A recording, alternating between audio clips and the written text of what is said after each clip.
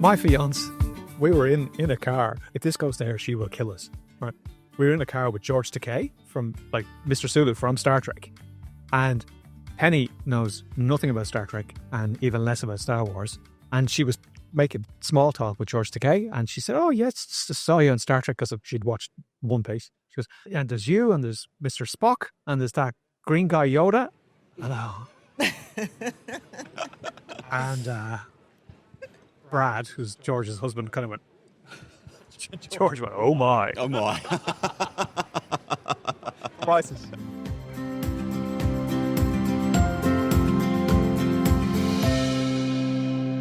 G'day and welcome to Global Horizons. I'm your host, Rob Malicki, coming to you today from Wurundjeri country on the Kulin Nation in Melbourne. And I got to say, I am super excited about this episode because I've got two of my higher education leadership heroes here on the podcast.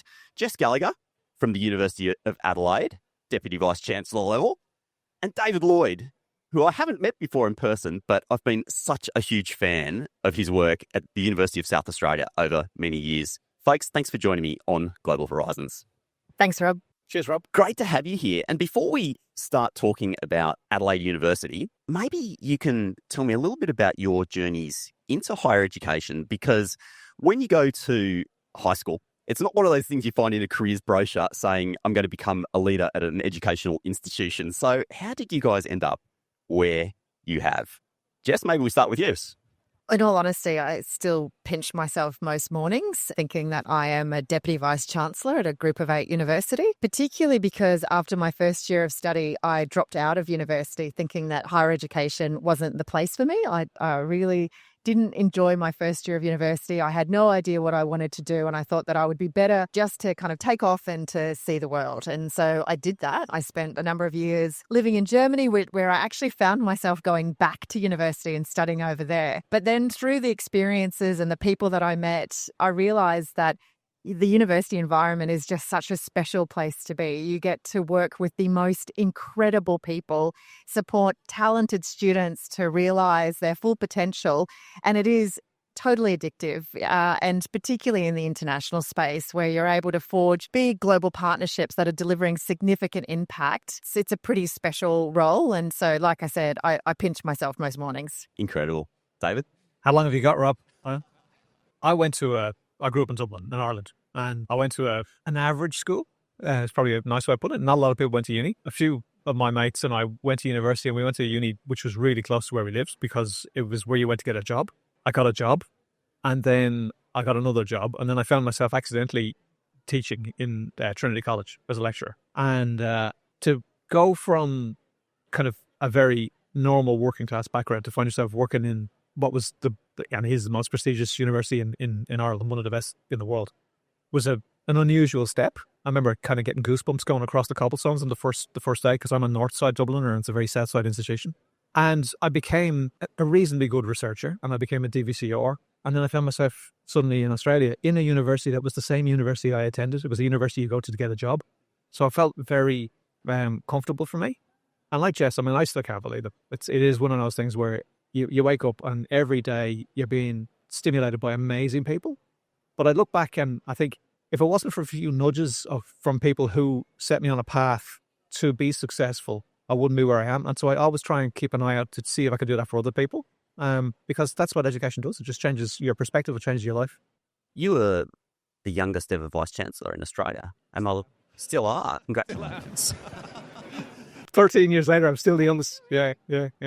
Isn't it a scary thing to walk into such... I mean, for those people listening along who don't have a sense of the scale of a university, I mean, walking in at 38 to run an organisation of thousands of people, $hundreds of million budget, like that's no small deal. Oh, fake it till you make it. That's the way it works. Look, I've always felt that, universities are communities, right? And the Vice Chancellor, it doesn't have to be, pulling the lever of everything that happens. They have to set the tone. They have to set the direction. They have to encourage people to be successful. And I've been able to do that in various guises in the past. Being the youngest to arrive was interesting for a little while. And then it became tedious. People said, aren't you very young to be a Vice Chancellor? And I said to me, I became my answer. My stock answer became, that's because of my age. which confused people for quite a while. I find it kind of depressing that I'm still the youngest. I think that it does say something about the sector that we haven't brought through talent from a generation of up-and-coming TVCs, not looking at anybody in particular, but it's, that there's room for that in the sector. And I think that just brings different perspectives. But I think, it's such an interesting observation, though, about the fact that it is a community and it is a team. And really, if you've got good people around you, I think that the misconception is that you know how to do everything and that you're the expert on everything. And let's face it, that's just not possible, is it? And so the trick, I think, with any of the leadership positions in higher education is to find the absolute best people. So recruit the absolute top talent and let them drive, because that is one of the blessings that we have in our sector, is that there's a great appeal to working in our sector. And so you're able to attract some absolutely top quality people. And if you give them enough room to grow and to succeed, they will do incredible things. And I think if you're Vice Chancellor and you're cultivating that culture, then that's what success looks like, right? Agree. And it's, they're super smart people who are all committed to a common mission, because, despite the diversity in the sector, the common mission is to actually transform lives and to engage and to make a mark on society. So you get that commonality across the totality of the workforce, who are all actually very much for purpose aligned individuals. And if you can activate that, if you can, hold up a kind of a bright beacon that they can look at and say, well, that's where I want to go, you can get great things out of people. And that is across both the academic and professional streams, that commitment to making a difference, to empowering and improving lives, that is consistent across the organisation. And that's what makes it such a special place to be. So who came up with this crazy, ambitious, she's louder than me, plan to actually take, I love both of your institutions. Uni of Adelaide, of course, Group of 8, extraordinary institution, deep history. UniSA, been absolutely crushing it for 10 to 15 years, just on the ascendancy in so many different ways. These two extraordinary institutions, very different in different ways, to take these two and mash them together. Where did this kind of come from? What's the genesis story? Oh, look, I think it's an overnight success story, 33 years in the making, right? What they say. Right? And when UniSA was created in the Dawkins era, through the amalgamation of a College of Education and Institute of Technology, the chatter at that time in 1990, before the institution opened in 1991, was, why would we create this new university? Why wouldn't we just put it into Flinders and Adelaide? And it became very close to actually becoming just a two-uni town at that time. It didn't. Thankfully, it became a three-university town and a diversity of kind of focus and mission over that time. But every couple of years and every time a VC retired, the same thing would rear its head again. I'm in the job because Peter Hoy, my co-vice chancellor in Adelaide University, in 2012 had a crack at doing this exact thing, and it didn't get up at that point. And Peter went on to UQ, which is why you're in this job, right? So it's a very neat threaded kind of history. But when the closest we came was 2018, when we did a very thorough exploration of the merits. And at that point, the business case didn't work. It wasn't something that would bring the institutions further faster. This time around, we had a political imperative. We had a premier who was very keen to see it happen. And then the institutions stepped into the space to take agency and make the decision. There are many parents to this offspring, but it's been around for a long time. David, I'm not the person who's supposed to be asking the questions, but I'm going to anyway. Please, Jess. I was just curious, because as you said, this has been a long time coming. How much did COVID impact on the thinking? You mentioned in 2018 the business case didn't stack up. How much of an influence do you think that the shockwaves of COVID had on actually thinking through this for the strategy that we have now? I think it was a contributor. I don't think it was a determiner. Post 2018 and pre-decision to go down this road, under a different government, there was a serious conversation about the sustainability of institutions and whether or not you could actually have robust universities in South Australia. And that did influence the thinking in the scale agenda. But the difference between 18 and now is that 18 was, we can create a new university, or actually we can merge the institutions. It wasn't even with the clarity of we can create a new university. It was merge and figure it out. And that was it wasn't constructed in a very, forward-looking way. The incarnation of the new university was Peter and I, having both been through this, we're able to sit down and say, well, if we're going to do this, what are we going to do? And the what became incredibly important. And then the how became the next piece. Just for my own interest, because Peter Hoy has also been one of the vice chancellors that I've seen from a distance for many years, never met him, but have loved what he's done at UQ. He's a very impersonable chap. Doesn't do interviews. What's he like to work with? He's terrible. Awful. He's amazing to work with. He's totally joking here. He gets paid to say that. It is. It's, I do.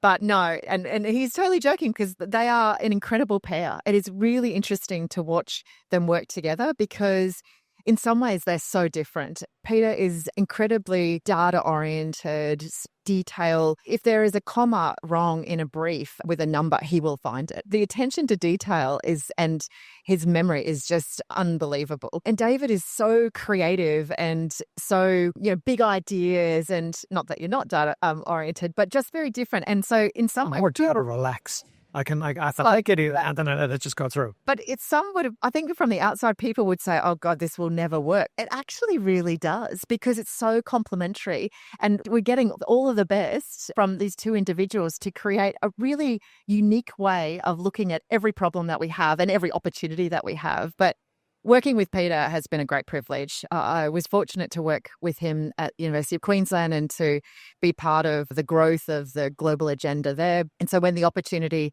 emerged in Adelaide and the chance to work with Peter again, I absolutely jumped at it.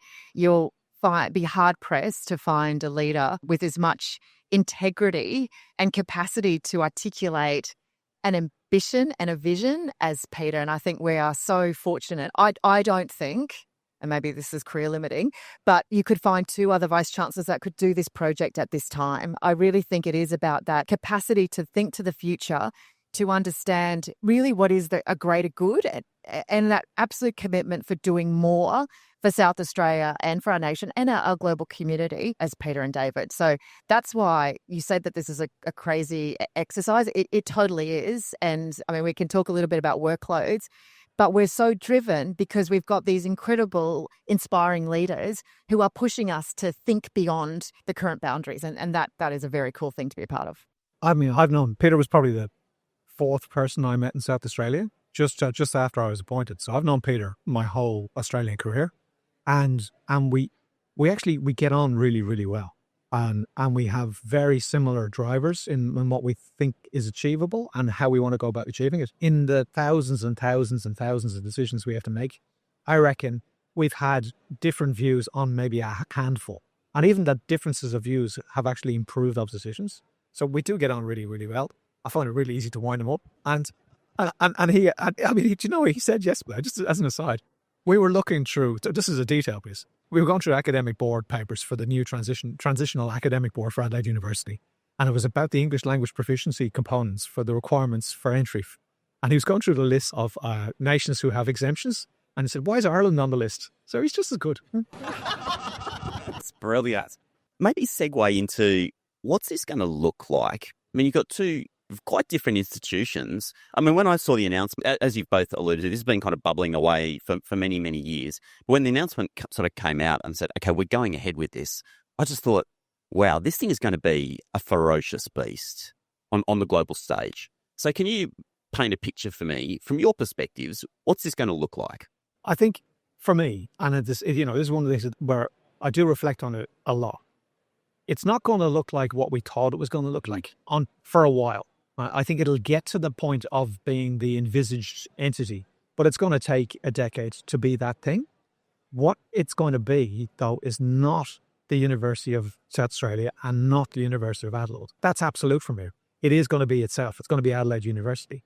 And in that space, it's going to have all of the elements which we can preserve, which are the best components of engagement, excellence, commitment to equity, delivery of world-class research, openness, curiosity, and a sense of purpose. All of those components, but not through the lens of one or either of the founding institutions. They will sunset, and this thing will do its own. I feel it's quite a parental view of the world. You know, we're not our kids, but you can see yourself in them, and you let them go. Is it scary, like, to be working at that level where you know it's going to take time? This isn't just going to switch on in 2026 and be like, okay, everything's fine. Of course, there's going to be plenty of speed bumps for many years to come. But is it scary from that senior leadership position to be trying to build something where you know it's going to take time and there's going to be plenty of mistakes and chaos in the middle? Yeah, I think it is in some ways because there's a huge amount of expectation. I mean, people are watching. People are really interested in the project. I hope that most of them are watching with a strong hope that we succeed.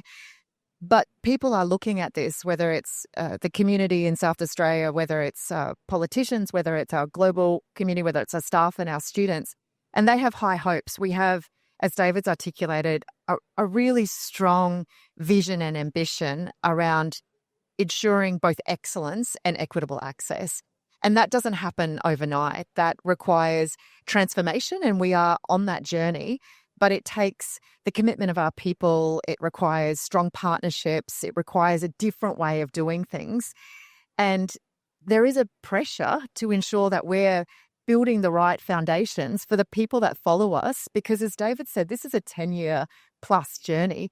There's a good chance that we may not be there in 10 years' time, but you want to ensure that we've done everything that we can to position so that the potential of this new institution is realised. So it's both an incredible opportunity and a thrilling process to be a part of, but equally there is the weight of expectation, and we don't want to let anybody down. It's something of an Australianism. There's an immediacy in Australia, which comes of being a young nation. If you set aside, First Nations past, I look at it through the lens of UniSA is only 33 years old, right? And I don't think that Adelaide University will have hit its stride as the institution it can be for about a decade. But that doesn't faze me in the slightest, because the institution I worked at previously was 399 years older than UniSA. Right. And somebody made a choice, like 432 years ago, to do something, which the seeds, they grow, right? So quite relax that if we're doing everything we can to set this thing on the course to be what we want it to be, it'll get there. How it gets there will be up to it, but it'll get there. And the people that come along the way will continue to enhance it.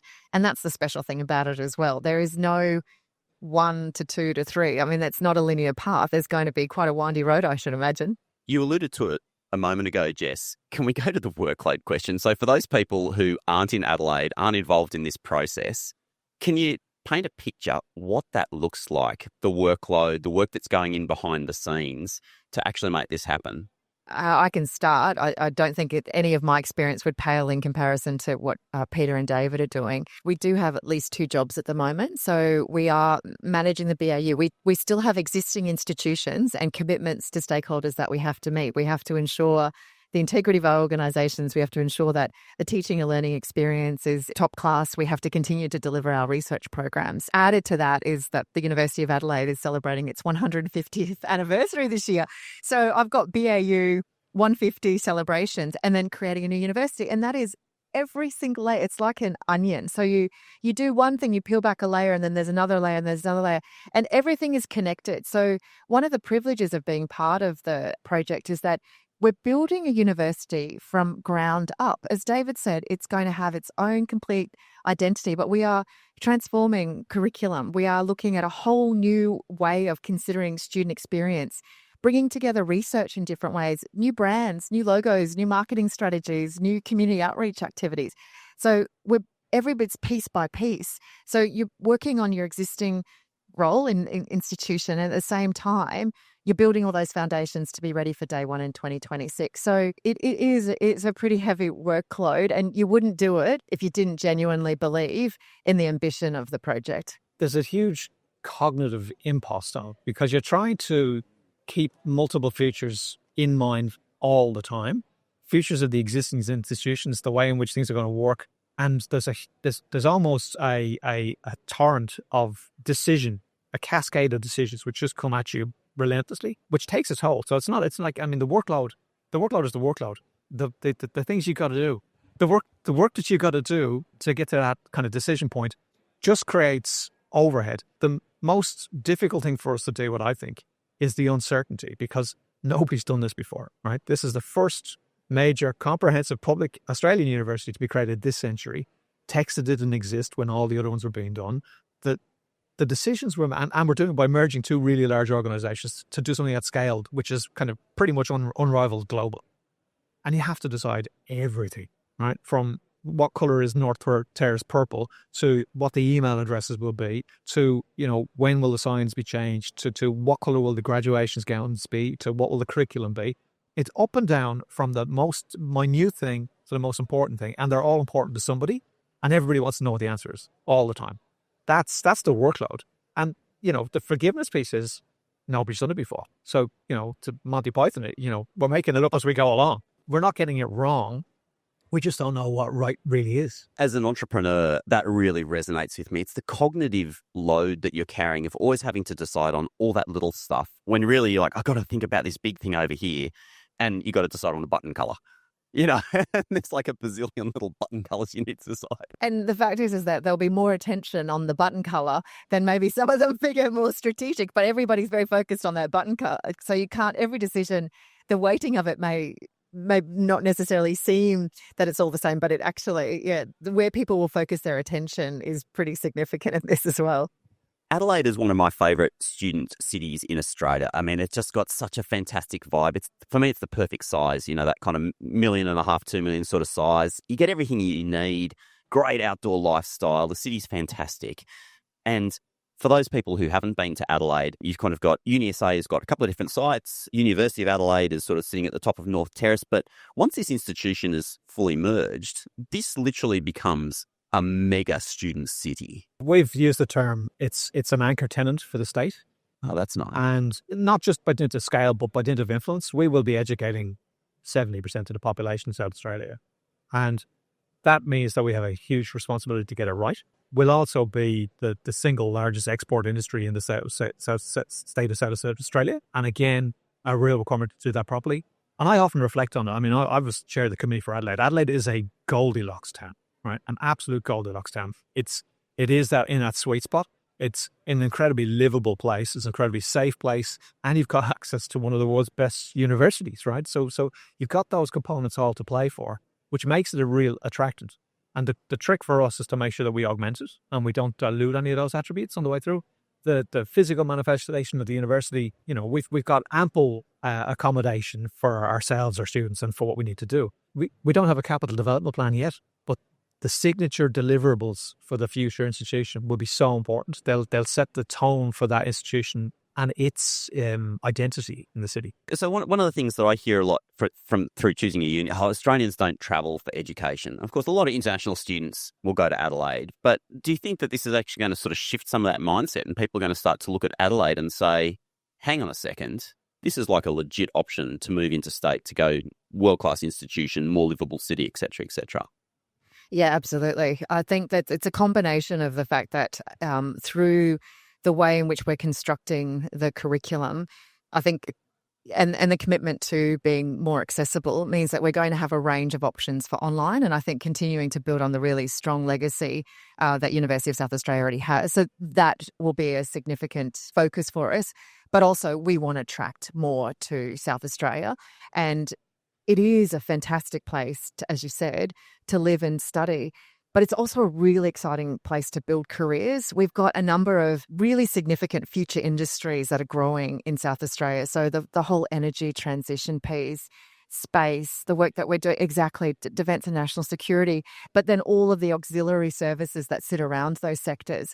So I think if you're sitting in another state right now and you want to be kind of at the hub of the big national priorities and some of the growing sectors, then Adelaide is going to be the place to be, and you will be able to study at a top world-class institution and be able to connect with industry partners. And I think that's something we should flag, is that as part of our curriculum design, we've already been working with more than 200 industry partners to actually shape this. So there is a really close interest and engagement with industry in the construct of the curriculum and the student experience. And that's going to be highly valuable for people when they start to think about our future careers. So yeah, everybody better watch out. We're coming. Jess has hit the nail on the head there. Right? I mean, the word is deliberate, right? When I get asked by an Uber driver, why are you guys doing this? Right? The elevator pitch is, we will have a top 5 university in our city, right? In our state.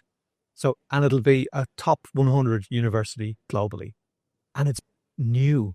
It's been built and designed from the bottom up to give you a better user experience and end user experience, to have a contemporary curriculum, and also to have reach beyond the borders of the state. So, there'll be online components, there'll be face-to-face components, there'll be international partnerships. That opportunity to build something like we're building doesn't happen. Right? And to be in a position where you're doing it because you want to do it, not because you have to do it, is a very different circumstance to a lot of institutions. And the students will benefit from that because it is about, I mean, you've been in higher education a long time. Universities are like the Titanic, right? You turn slowly. I mean, we're all committed to reviews and to ensuring that content is contemporary. But very rarely do you have an opportunity to start from scratch and to really listen to those end users about what they need right now. And so that is a huge advantage, I think, for our students, prospective and current, with the new institution. I'm a bit of a process geek. Can we go to the detail of the process? How does that work? You've got these two very different institutions, both doing amazing things in different ways. How do you literally take these things and start to thread them together? Simple aggregate terms. The first conversations were along the lines of, right, it's going to be a new institution. What mission, vision, values, purpose? And purpose was the first thing that flowed. And being a for-purpose organization. So if you're going to be for-purpose, you have to have links to both outcomes for your students, employability, expertise, links to research, links to community, all of those ones. So how do you manifest that? Curriculum. Curriculum is the core of the build. So we said, right, we've got a whole lot of common courses between us in terms of programs of the delivery, and we've competed for 30 odd years to try and bring students into those. So they have points of differentiation in both. And the construct of a new curriculum aligned to those outcomes becomes the anchor.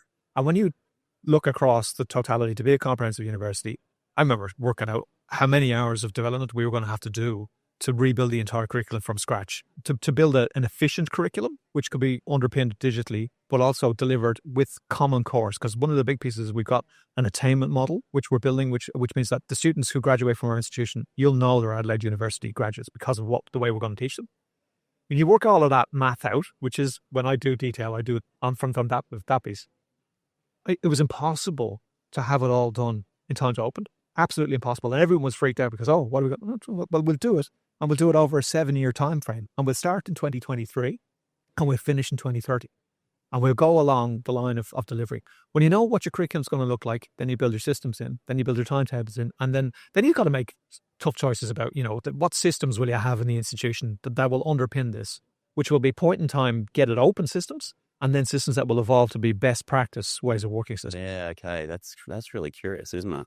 So literally you're getting teams across the institutions to sit down together, to put their brains together and say, what in our sections do we absolutely need to keep? What can we get rid of? Like, what are the best bits? How do we make this better? 1,500 academics so far Wow. have come together to build curricula. We've got 200 programs on the horizon about how we're going to change them. And there have been no arguments, because it's a once-in-a-lifetime opportunity to reboot. A lot of academics inherit the curriculum, right? And they tinker with it. But it's very, very seldom you actually reboot, refresh, and deliver de novo a curriculum.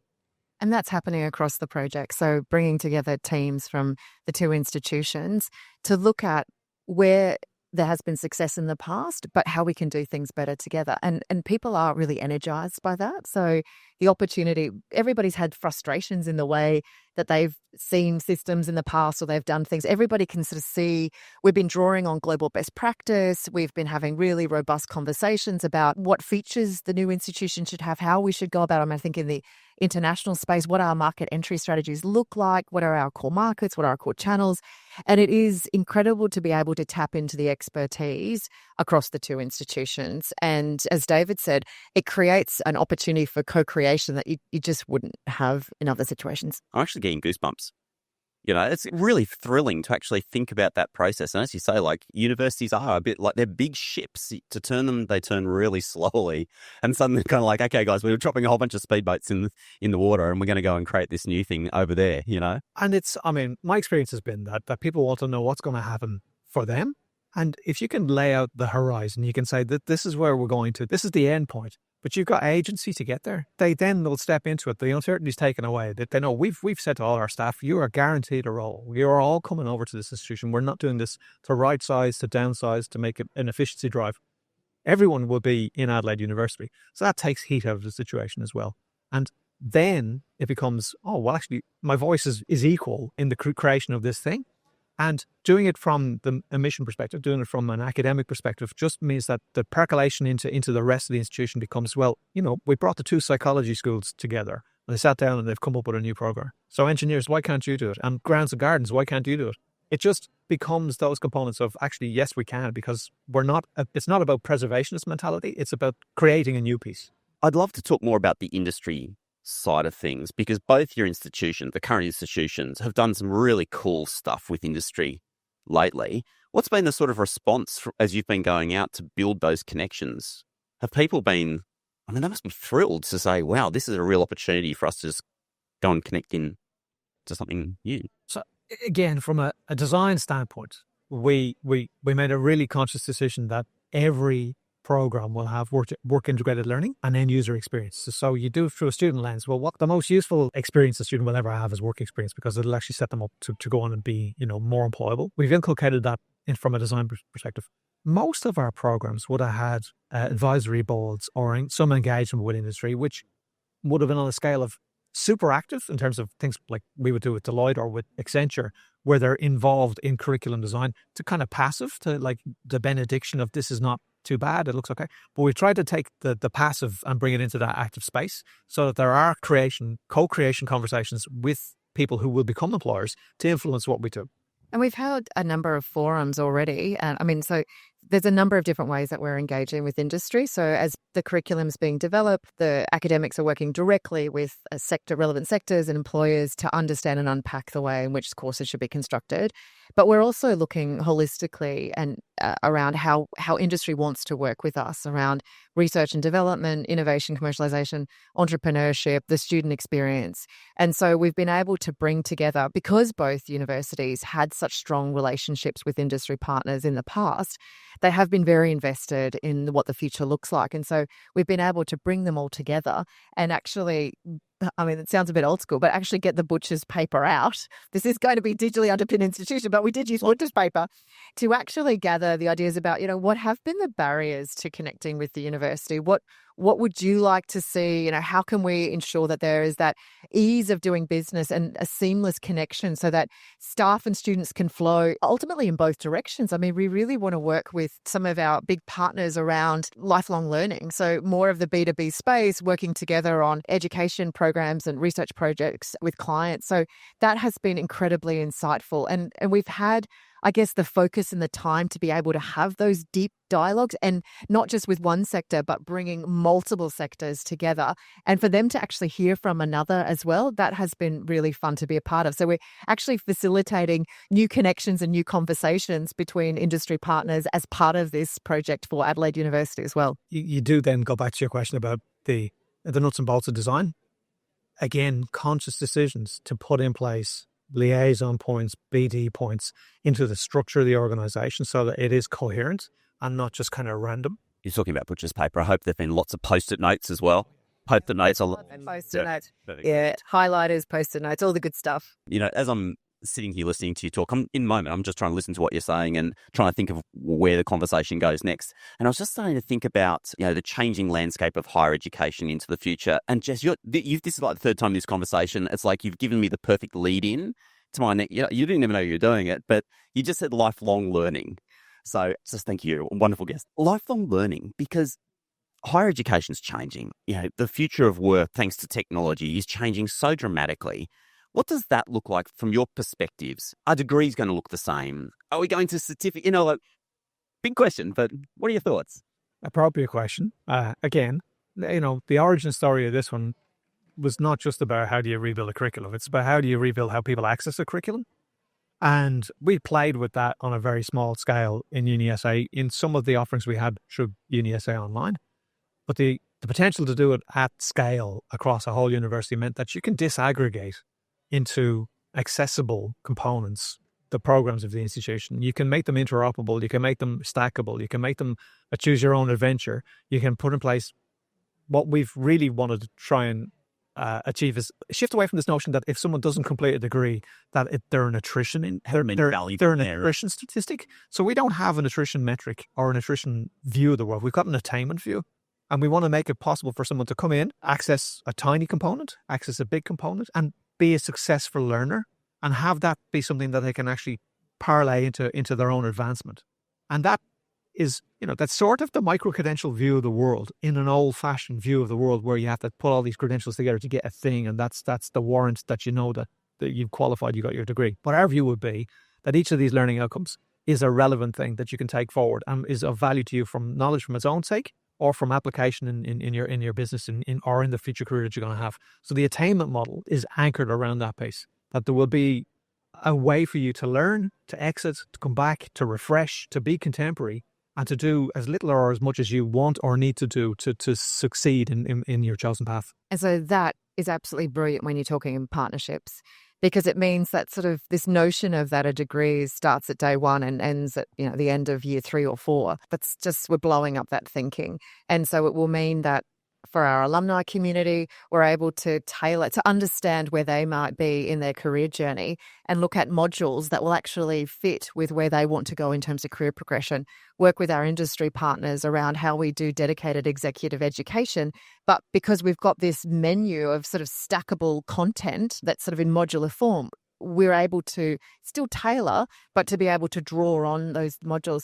I also think it creates enormous opportunities for us in the international environment. Yeah. So being able to, one of the areas I'm really passionate about is international development and building capability in our region. And so the opportunity to work with the Asia Development Bank, Australia Awards programs to look at drawing on the content that we have to be able to deliver it through both online and face-to-face activities to suit the needs of those particular learners. So it opens up huge opportunities for all of our cohorts, but that genuine commitment to, you don't do a degree and then you stop learning. I mean, we all know that at different stages of your life and your career, you're going to want to do more. How can we make that as easy and accessible as possible? As a marketing nerd, once again, I'm getting goosebumps. I'm just thinking about what that means in terms of the possibility to be able to push messaging out. And also, as an entrepreneur, we often talk about what problem are you trying to solve?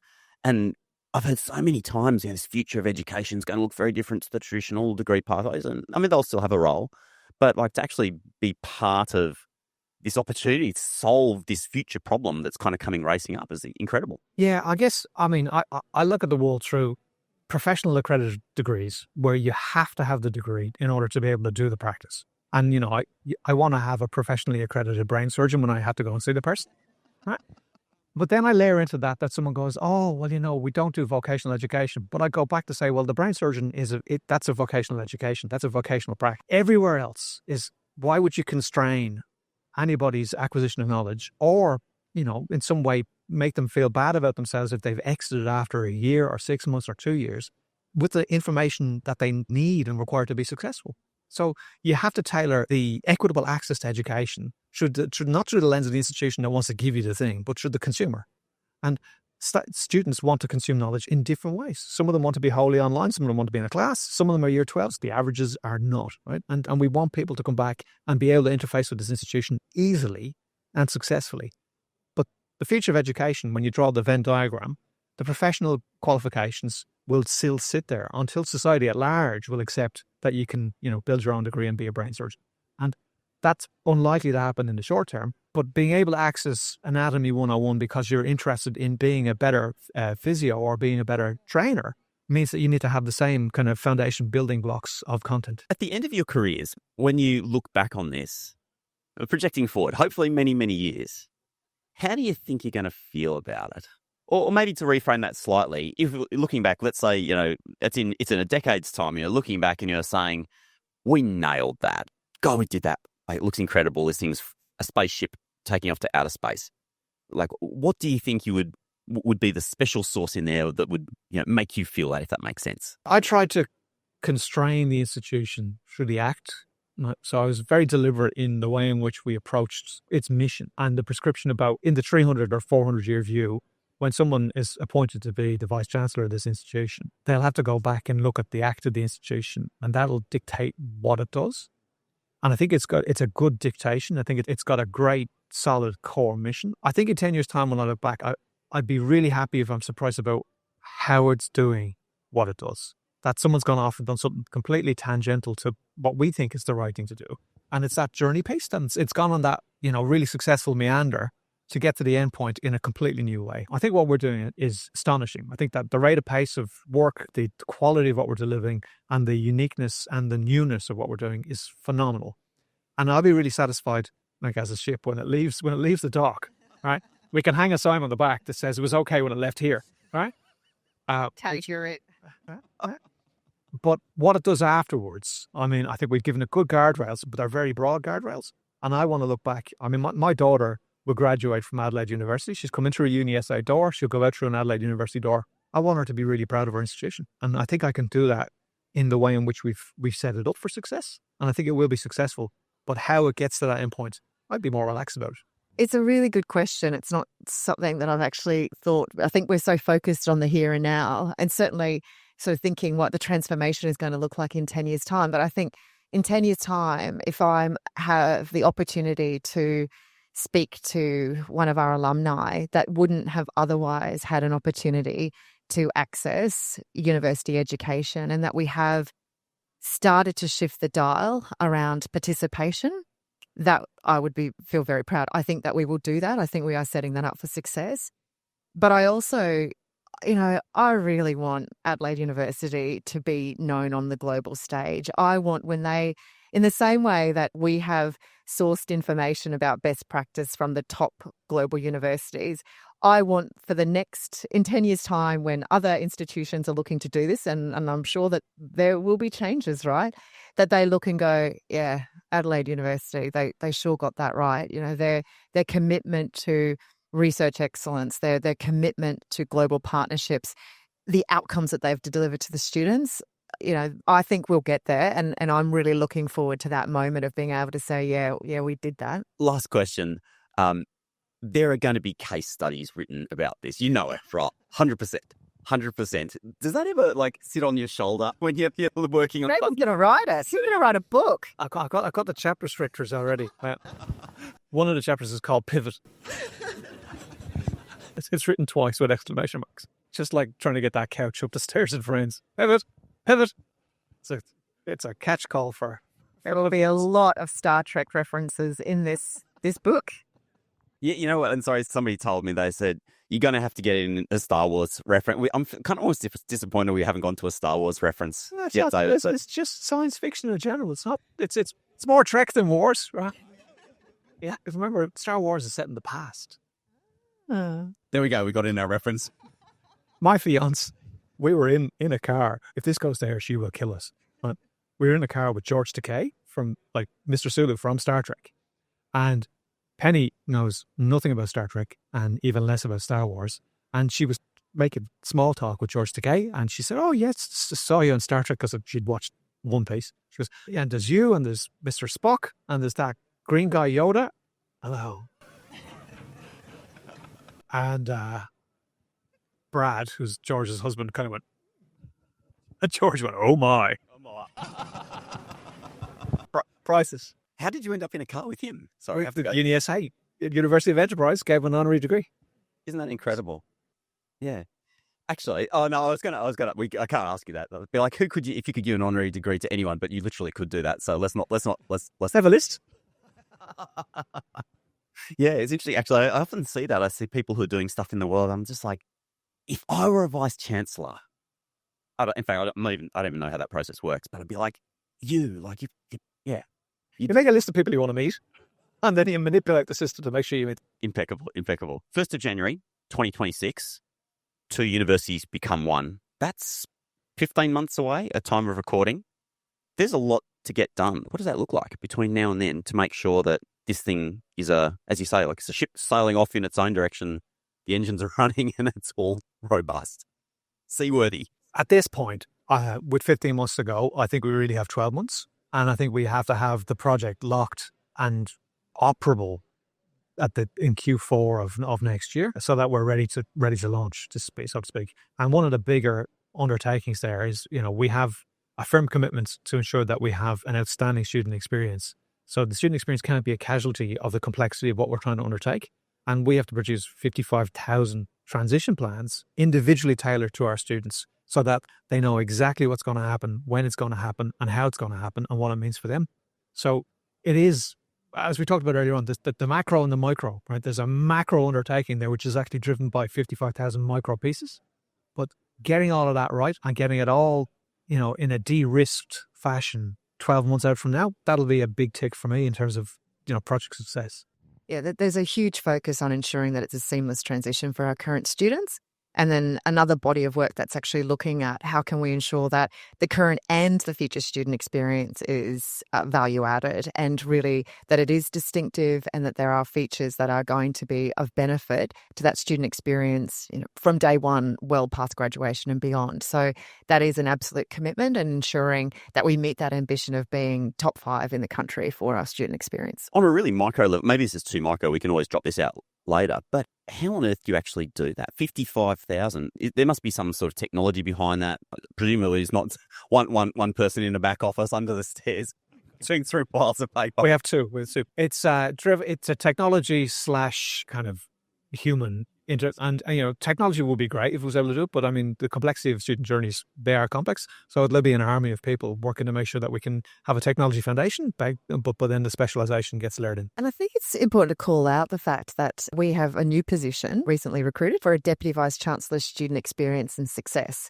This is a new position in the sector, and it really shines a spotlight on the focus that we have for ensuring the success of our students. And so that lead, Tom Steer, hi Tom, is focused on really looking at that whole transition phase, from what's required for our current students from day one through to what are all of the support and experience mechanisms that we're going to have to ensure that Adelaide University is the place to study. It's kind of cool, isn't it? Because you think like every university has these amazing student programs, and sometimes you see something at another institution and you're like, wow, that's an amazing idea for a student program. And so to go from like having 2 separate streams and students not having access to some, like the number of opportunities that are going to open up for students. I just thought like clubs and societies, right? Yeah, it's huge. Holy smokes.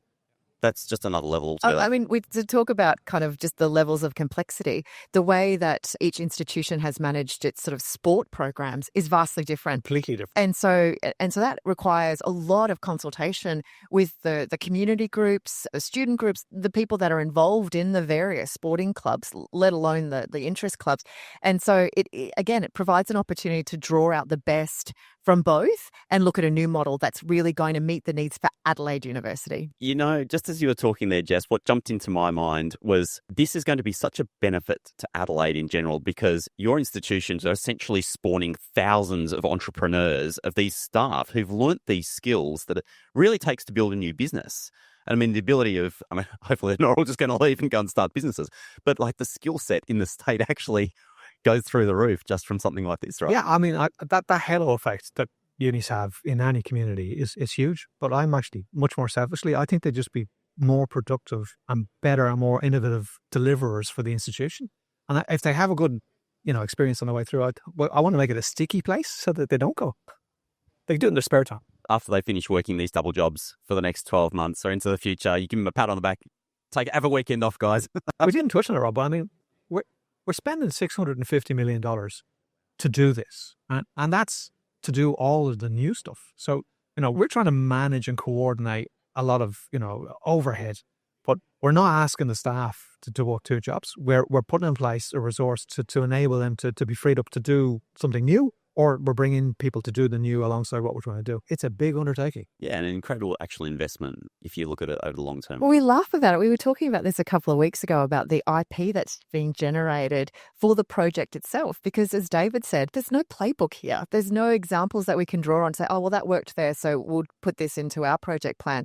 We are creating new templates, new concepts, new ways of thinking for the project, actually for the project management itself. And so working with our transition partner, we were even talking about, well, have you done this before? No, this is completely new. So there is new knowledge that's being created and new experiences. And I think that that's going to be incredibly valuable as we continue this transformation journey in the future, because we've got this great skill set and expertise amongst our people. Maybe my last question then, just coming off the back of that idea, do you think there's other opportunities, and I'm not going to ask you to name specific ones, but other opportunities for other institutions in Australia to look for this kind of consolidated efficiency opportunity, if that makes sense? Yeah, I think it goes full circle back to what's the motivation to do what you're doing, And our motivation was to create a new institution, to be a differentiated, really, really well top-ranked university. A differentiated member of the group of 8 is what we said we were going to create. I think the motivations nationally, looking at the landscape, anybody who's trying to do this for an efficiency drive will end up with an efficient institution, but it won't be an innovative, super novel institution. It'll be out of that necessity drive won't get the same outcomes as ours.